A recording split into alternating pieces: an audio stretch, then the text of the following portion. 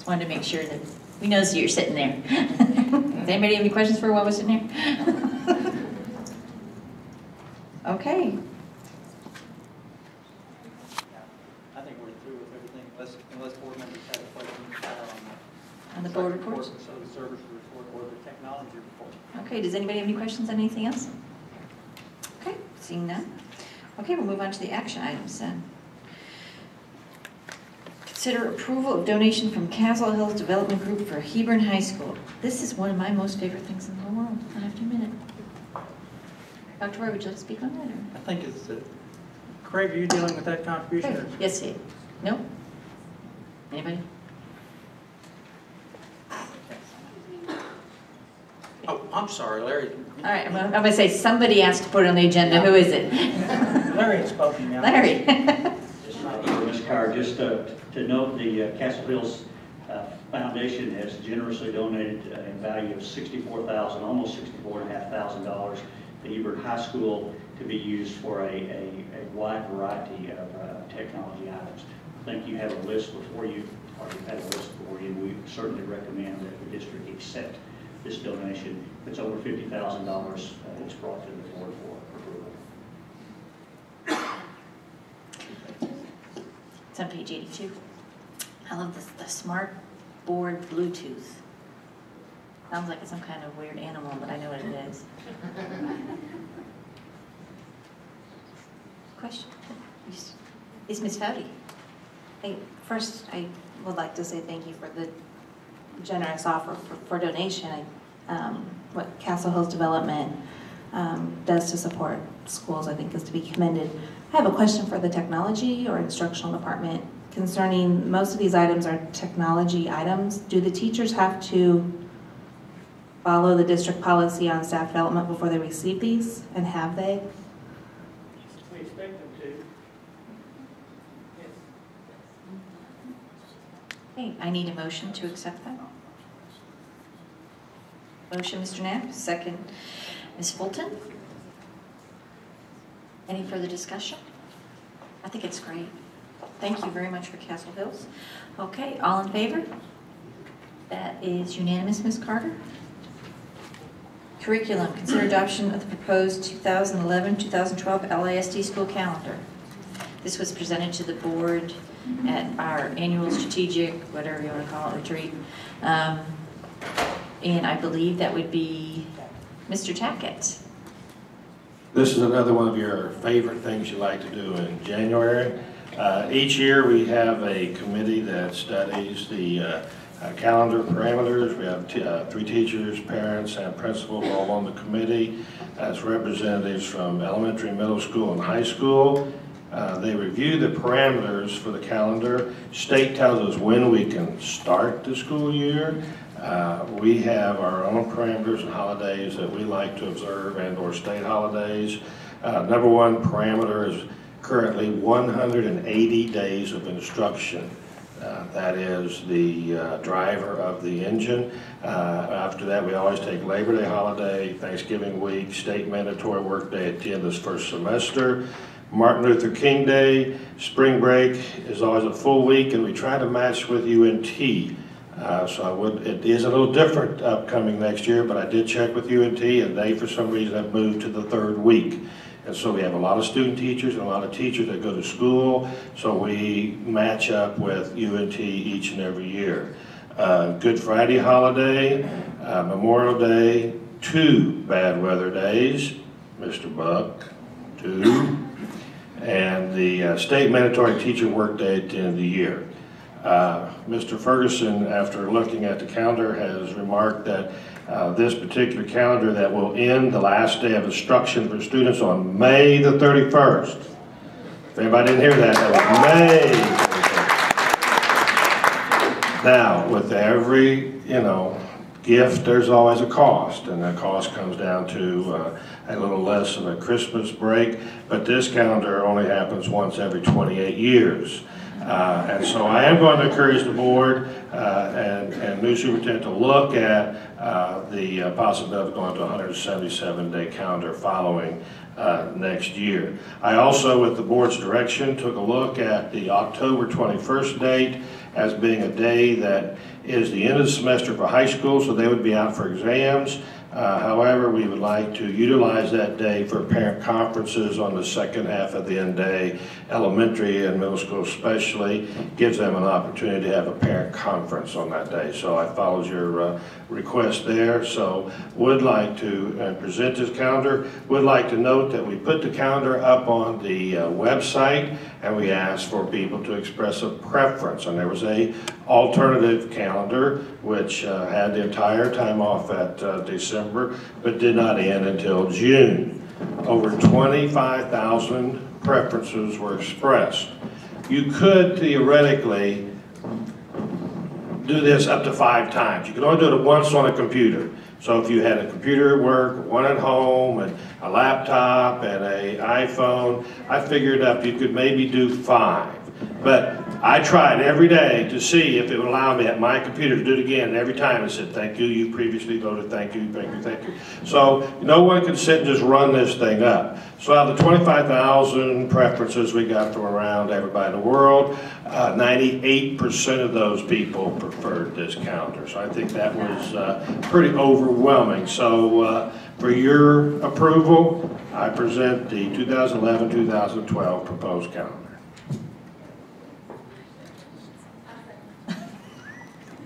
Motion, Mr. Ferguson. Second, Ms. Latham. Okay, any further discussion needed? Just to note the calculation there, we got the 22nd on a Monday. That's not going to happen very often, and it goes into a leap year. That's where the 28 years came from. So, not during my lifetime. Well, maybe during your lifetime, but you won't remember it.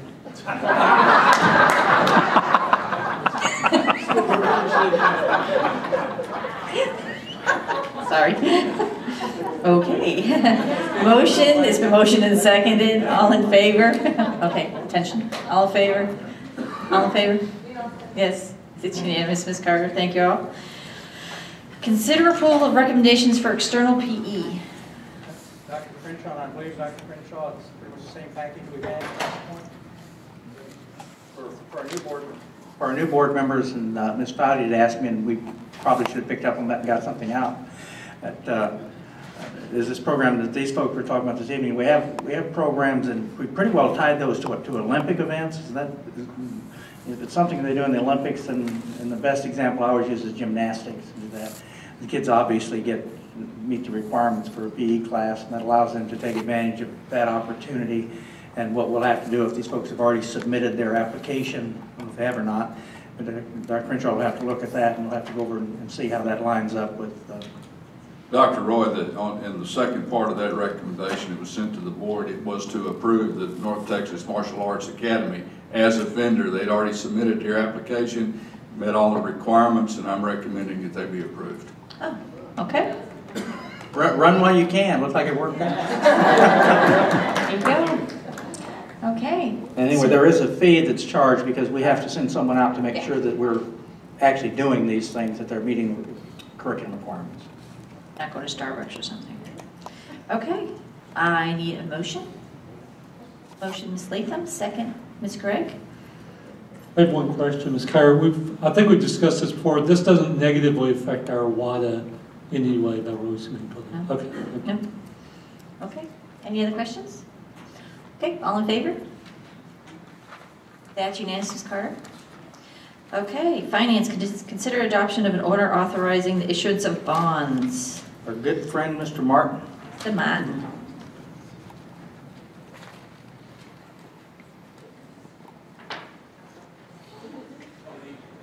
This is the man with all the paperwork. He kills many trees.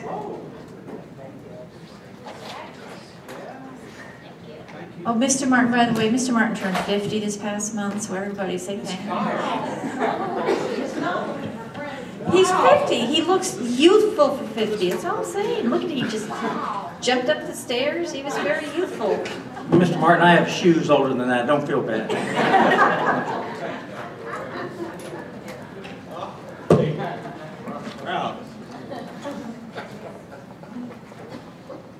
Happy birthday.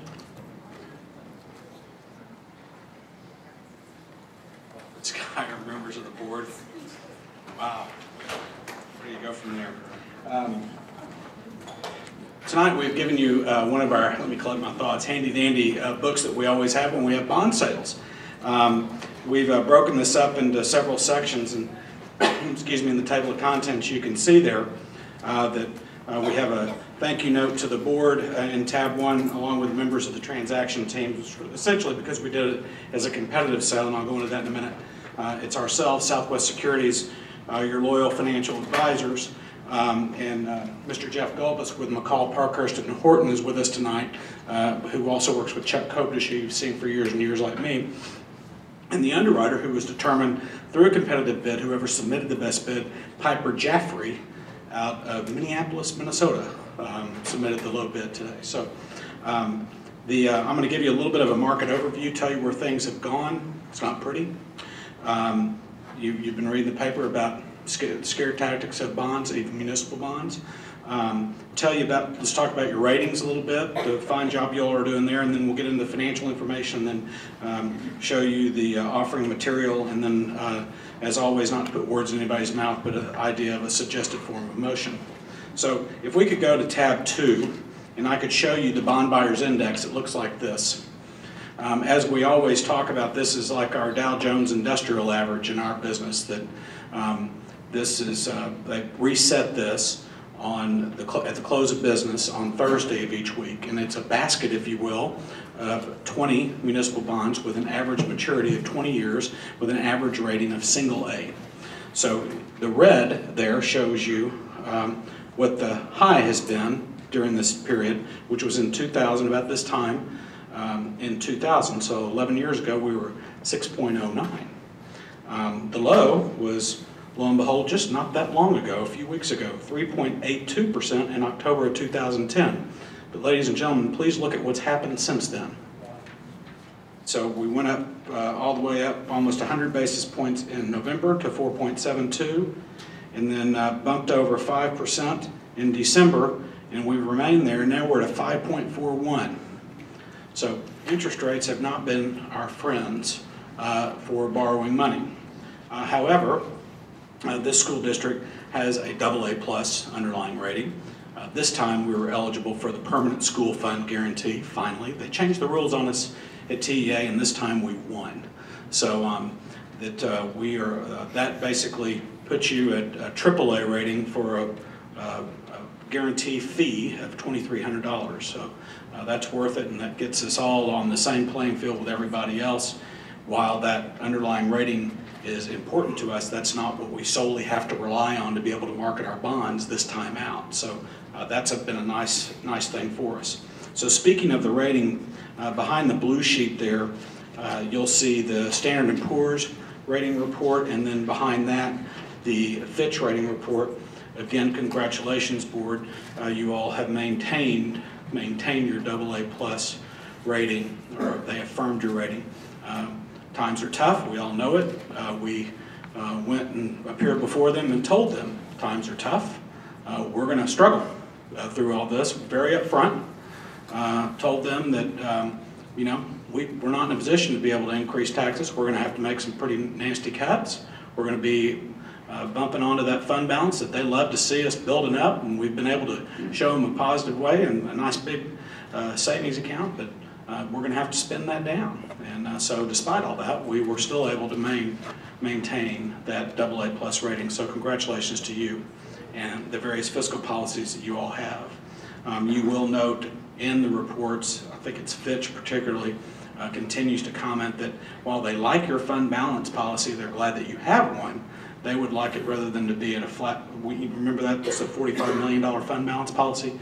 They would rather see that as a percentage of your overall budget rather than a flat number, because that tends to run around. So, the rule of thumb that they like to see is 15%. Well, that's a lot of money. So, don't know if we'll hit that, but it's something to kind of keep in the back of our mind, maybe as a future goal down the line. So there's the rating reports for you to review later.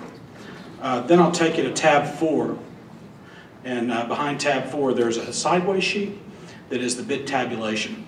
And you can see that despite what we're hearing, and the market is so bad and so stinky and so smelly, that we received 10 bids, 10 different groups of bidders. Now, the firms are listed across the top: Piper Jaffray, Citigroup, Wells Fargo, a lot of name brand Wall Streets, JP Morgan, Morgan Stanley. John, excuse me, Yes. it's behind tab number 3, board members. Behind tab number 3. Did I tell them the wrong thing? You said 4, it's okay. I'm sorry. They're just paging through so they can't see what Okay. you're. I apologize. So we're at this sideways sheet here. And the firms that are listed up there are really the senior manager or the book runner of each bid, so who's really in charge of it. Behind that, what you're not seeing is there are a number of firms that also participate in this. The neat thing about this sale is there were over 50 investment banking firms, broker-dealers, etc., banks, financial institutions of variety involved in the bidding process here. So your bonds were well received by the market, and you had a lot of activity of people looking today. And if you look at the next to the bottom line, you can see where the bids came in. Piper Jaffray bid the low bid, 4.2342%. 4.2342. Look at the next one, 4.2383. Next one, 4.2. It was pretty tight, huh? So we had a really good sale when you get that close. So you're within 5 basis points until you get out to all the way down to the 8th bid. So a really, really competitive sale, which is great. Behind that are the details of the issue, showing you that the bonds are going to be dated February 15th, and you'll get money in the bank, $1 on February the 18th. Ready to spend that on projects at that point in time. And you can see down there the true interest cost of 4.32. One thing that's interesting, that's important always to point out to you all, these bonds are callable August 15th, 2019.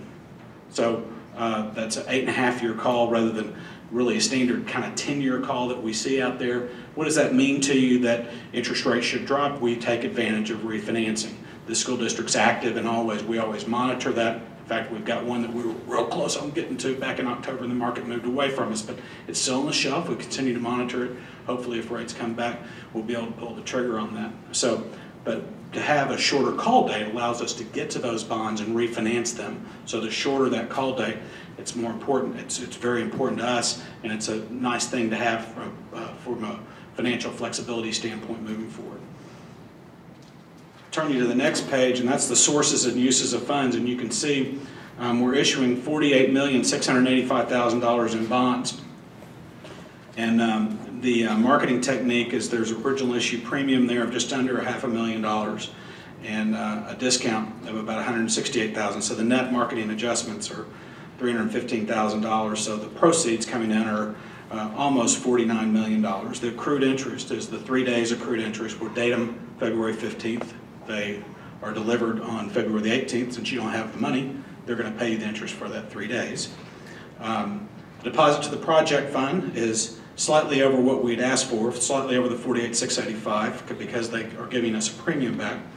$48,694,978.40. That's what we will have available to spend. The budgeted costs of issuance, which are detailed later, we're estimating $200,000. The underwriter's discount, Piper Jaffray is charging they've built in only about $105,000, which is, gosh, about a third of what we anticipated. So they had what we understood is they had these bonds pretty much pre-sold. They'd been working this deal for about a week or so to get it out. So sales commission is not much. The next page shows you the production run and how that all works, and when you see interest rates and yields, how this comes to pass. So if I can just take you down here, the left column, August 15, 2020, and then on that year, on that date, $2,105,000 is going to mature, and we're paying an interest rate of 4%. Piper is reoffering those bonds at 3.5%. So you can see that that dollar price is 103 cents on the dollar and some change. So they're going to generate. That's how they make their commission. So they're going to generate about $77,000 premium on that one maturity. So they've got to work through all those bonds. That's what their original offering prices are on those bonds. To the net, that's where we got to the net production or net premium. about $314,872 down there. By the way, I know I'm throwing a ton of numbers at you, so you know where to find me if you have any questions after this. Finally, really the most important page in the whole book, and then I'll sit down, I promise, is showing you that how the what the impact is and projected impact on our tax rate. That's what everybody wants to know, are we achieving that?